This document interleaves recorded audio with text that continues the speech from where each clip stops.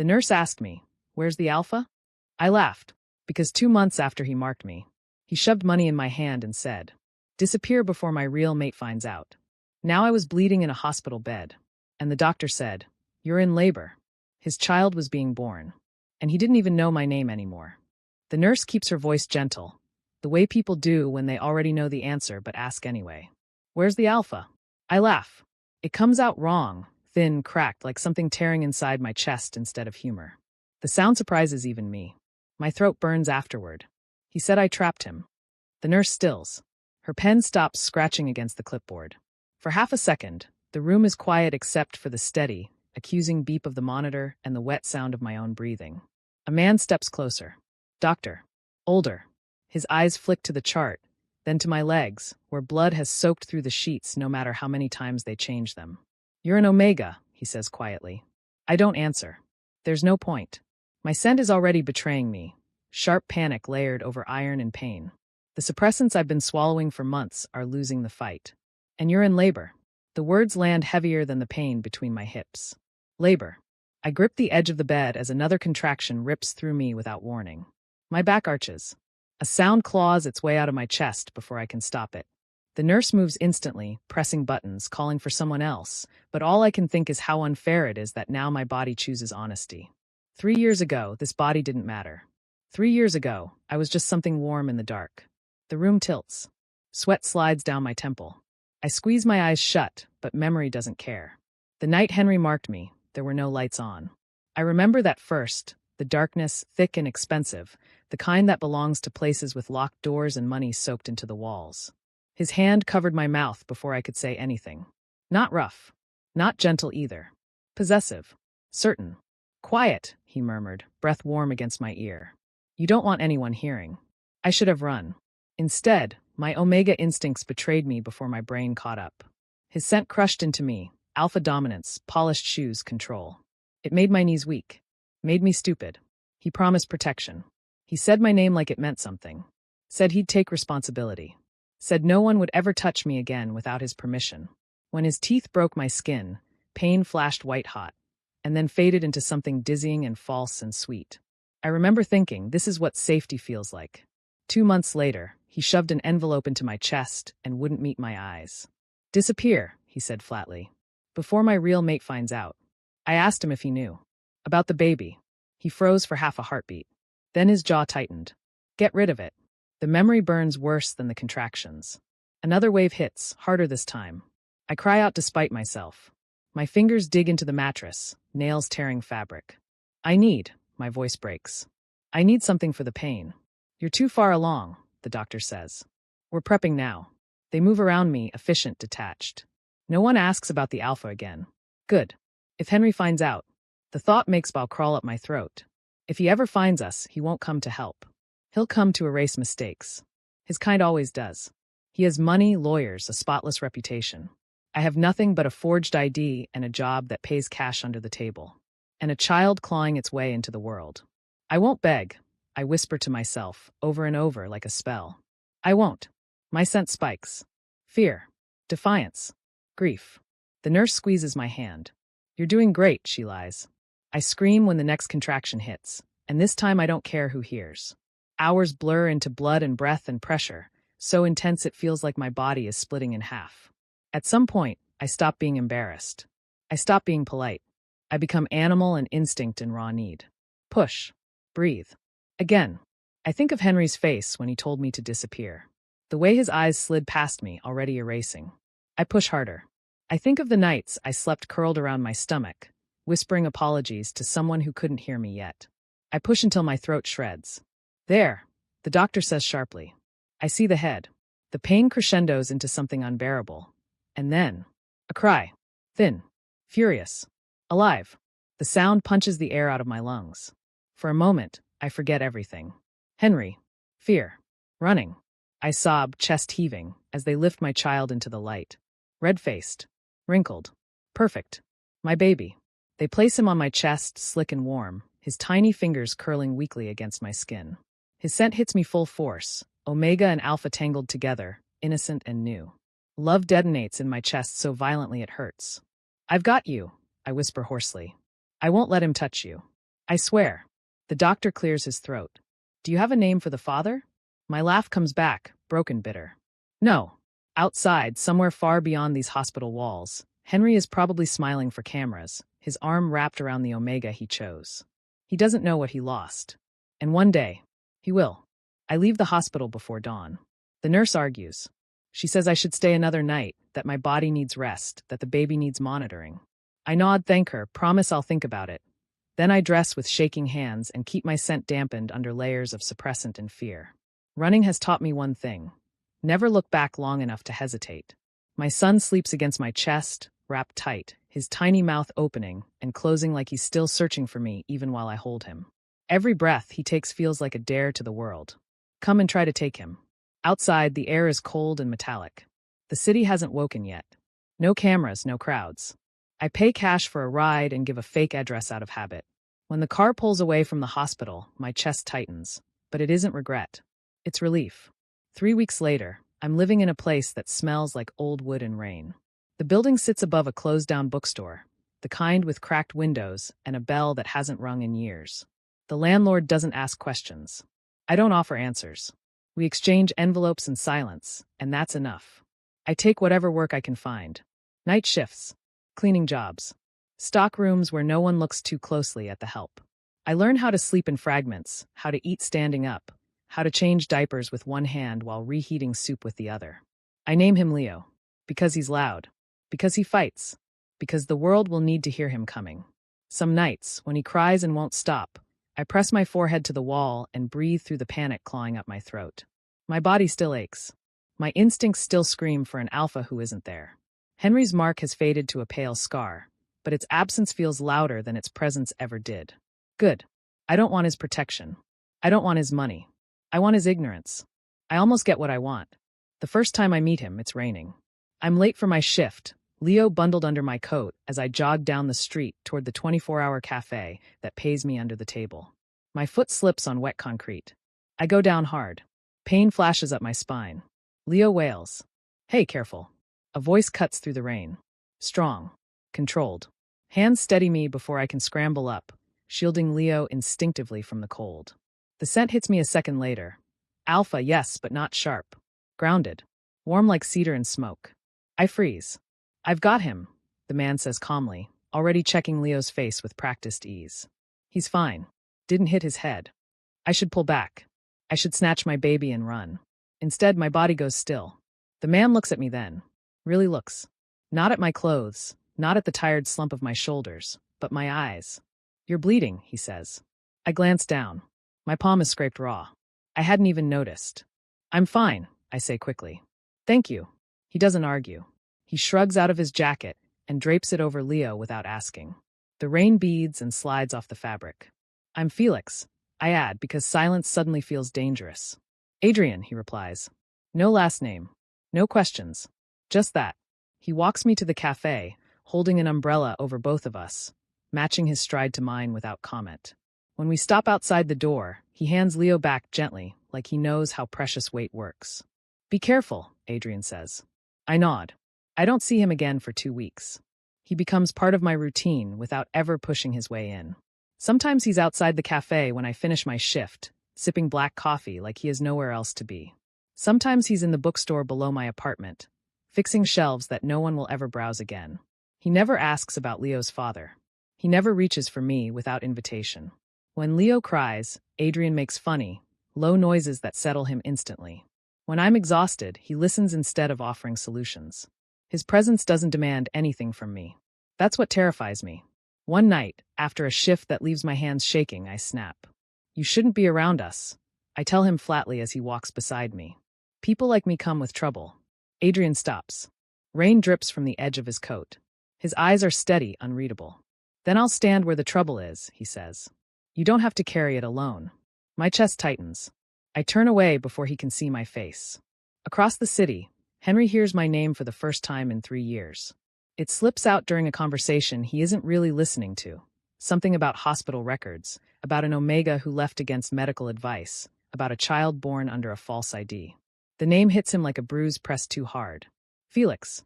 For the first time, regret isn't abstract. It's sharp. It's personal. And it's already too late. I don't know that yet.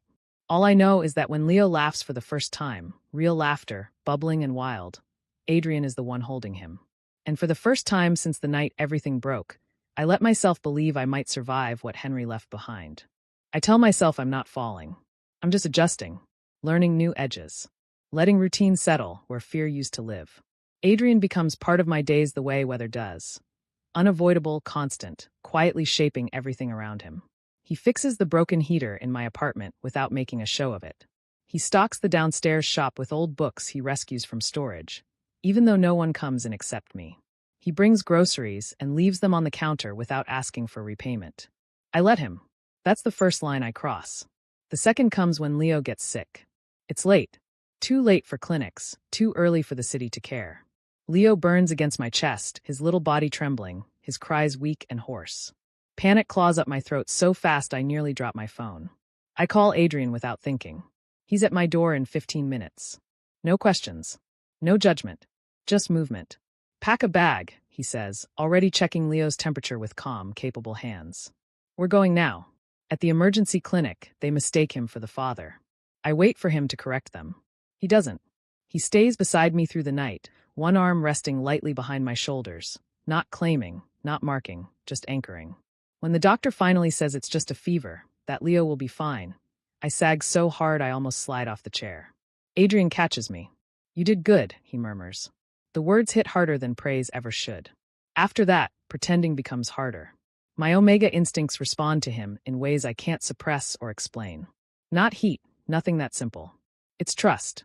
It's the way my body relaxes when he's near, the way my sense settles instead of spiking. I hate myself for it. You don't know what you're getting into. I tell him one night as he washes dishes in my tiny kitchen. Henry, Leo's father, he's not someone you provoke. Adrian doesn't stop scrubbing the plate. Does he know where you are? No. Then he's irrelevant. That's not. He turns then, eyes sharp. Felix. Look at me. I do. Whatever he was to you, Adrian says evenly, he isn't anymore. He doesn't get to dictate your fear. I flinch like I've been struck. He notices. His expression softens immediately. I won't push, he says. But I won't walk away either. My throat tightens. I hate how much I want to lean into him. How badly I want to believe him. Henry, meanwhile, can't stop thinking about me. The name festers. Felix. He tracks the hospital first. Then the records go cold. Someone paid in cash. Someone disappeared on purpose. For the first time in his life, Henry realizes he underestimated an omega. The thought eats at him. He tells himself it's about responsibility, about legacy, about the child that should have been his. But when he imagines me standing somewhere without him, stronger, defiant, gone, the regret twists sharp and ugly in his chest. The confrontation comes on a Tuesday. I'm locking up the cafe when a familiar scent slices through the night. My blood goes cold. Henry steps out of the shadows like he owns them. Perfect coat. Perfect posture. The man who erased me with a word. Felix, he says softly. You ran far. My hands shake, but I don't step back. You're trespassing, I say. Leave. His eyes flick past me, to the stroller just inside the door. Understanding dawns. You kept it. I bare my teeth. He's not yours. Henry smiles like he used to when he thought he was in control. I made a mistake, he says. I can fix it. Before I can answer, a presence moves beside me. Adrian steps into the light. He doesn't snarl. He doesn't posture. He simply places himself between Henry and my child. This conversation is over, Adrian says calmly. You're leaving. For the first time, Henry hesitates. And for the first time, I don't feel alone. That night, as I watch Adrian secure every lock, every window, I realize the truth I've been avoiding. Safety doesn't feel like a promise whispered in the dark. It feels like someone standing in front of you when danger finally shows its face. Henry doesn't leave the city. I know because fear has a rhythm, and mine never settles again. Every creak outside the apartment makes my spine go rigid. Every unfamiliar scent on the street sends my instincts screaming. I start varying my routes, changing schedules, keeping Leo close enough that his heartbeat presses into my ribs. Adrian notices. He doesn't comment. He adjusts. He walks me to work without calling it protection. He carries Leo when my arms shake, never framing it as help. At night, he sits at my kitchen table, silent and watchful, like a guard who understands the cost of distraction. You don't have to stay. I tell him one evening, the words scraping my throat raw. This isn't your mess. Adrian looks at me for a long moment. Felix, he says quietly, I chose this. No alpha had ever said that to me before. Henry chose convenience. Henry chose reputation. Henry chose himself. The second time Henry approaches me, he doesn't bother with shadows. It's broad daylight. The street is crowded. He waits until I'm halfway down the block, Leo strapped against my chest, before stepping into my path. You look tired, Henry says, like we're catching up over coffee. Rage steadies me. What do you want? His gaze drops to Leo, hunger flickering there before calculation smothers it. I want my son. I laugh. It's harsh. Uncontrolled. You signed away that right when you told me to disappear. That was before, Henry says. I didn't know. You knew enough. His jaw tightens. I can give him everything. I step closer, close enough that he can smell me, scarred Omega, defiant, unbroken. You don't even know his name. Something cracks. Henry's composure slips, just for a second. Felix, don't do this out of spite. Adrian's presence settles at my back like a wall. This is harassment, Adrian says calmly. You will leave. Henry turns slowly, eyes cold. And you are. The man raising the child you abandoned. The words land harder than any blow. Henry scoffs. You think an Omega belongs with someone like you? You're temporary. Adrian doesn't react. I do. You never loved me, I say, voice shaking but loud. You loved control. And when I stopped being convenient, you erased me. The crowd's attention shifts. Phones come out. Witnesses. Henry stiffens. Think carefully, he warns me. You're making this public. I smile. Good. He files paperwork 2 days later. Custody claims. Legal threats. Money weaponized like everything else he touches. I spend a night vomiting from stress, curled on the bathroom floor while Leo sleeps unaware in his crib. My instincts scream at me to submit, to survive the way Omegas are taught to. Adrian sits beside me, rubbing slow circles into my back. We'll fight this, he says. And we'll win. You don't know him, I whisper. He doesn't lose. Adrian's voice doesn't waver. Neither do I. Court is ugly. Henry plays the remorseful alpha, spinning a story of regret and responsibility. He paints me as unstable, emotional, reckless. He gestures at Adrian like he's a phase I'll outgrow. I don't cry. I tell the truth. I talk about the envelope of money, about being told to erase myself, about giving birth alone, bleeding, laughing because there was nothing else left to do. When the judge asks why Henry didn't come forward sooner, his answer stumbles. When they ask Adrian why he's here, he doesn't hesitate. Because Felix and Leo are my family, he says. Not by blood, by choice. Henry looks at me then, really looks. And I see it. The regret. Not love. Not longing. Loss. He lost something he assumed would always be there to take back later. The ruling comes weeks later. No custody. Supervised visitation denied. No parental claim recognized. Henry leaves the courtroom pale, jaw clenched so tight I expect to hear it crack. Outside, he stops me one last time. I never meant to hurt you, he says. I look at him, truly look, and feel nothing. You didn't mean to care, I reply. He doesn't follow us after that. That night, Adrian stands in my doorway, hesitating for the first time since I've known him. You don't have to face the rest alone, he says. I step into his arms. For the first time, I let myself rest. Peace doesn't arrive all at once. It comes in pieces, small, stubborn things that refuse to disappear. Morning light spilling across the kitchen floor. Leo's laughter echoing down the narrow hallway. Adrian humming off-key while he makes breakfast like he's been doing it his whole life. I wake one morning and realize I'm not bracing for anything. The thought startles me more than fear ever did. Adrian never pushes for a label. He never asks what we are or where this is going. He simply stays. Every day. Every night. He learns Leo's moods, his favorite toys, the way he likes to be rocked when sleep won't come. He memorizes my silences, too, the ones that mean I need space and the ones that mean I'm drowning. One evening, as Leo sleeps between us on the couch, I finally speak the truth I've been circling for months. You love him, I say quietly. Adrian doesn't look away from Leo. Yes. And me? He turns then, eyes steady, open in a way that makes my chest ache. Yes, he says again. No qualifiers. No promises wrapped in conditions. My Omega instincts respond, not with panic, not with submission, but with recognition. This is my choice. Henry fades into news clippings and whispered gossip. He loses contracts. A scandal breaks, nothing illegal, nothing dramatic. Just enough truth to stain his perfect image. The alpha who abandoned an Omega. The child he tried to reclaim only after someone else stepped in. I hear about it from strangers. I feel nothing. Once, months later, I see him across a street. He looks thinner, older. His gaze catches mine, and for a moment, something desperate flashes across his face. Regret finally stripped bare. He opens his mouth. I turn away. Leo tugs my sleeve, impatient, wanting to be carried. I lift him easily, his weight familiar, grounding. Up, he demands. I laugh and comply. The night Adrian marks me, it isn't dark. The room is filled with soft lamplight. Leo sleeps down the hall, safe, dreaming. Adrian asks me 3 times if I'm sure. I am. When his teeth break my skin, the pain is sharp but clean. No fear tangled in it, no lies whispered to keep me still. My body accepts him because my heart already has. The bond settles warm and solid, like stone laid carefully in place. I've got you, Adrian murmurs. I believe him. Years later, Leo asks about his father. I tell him the truth. Someone helped bring you into the world, I say. And someone else chose to stay. He considers that, then smiles and runs back to Adrian, who lifts him high, laughing. From the window, I watch them together, my alpha, my child, and understand the full shape of what I survived. Henry thought love was ownership. I learned love is presence. And that is why I won.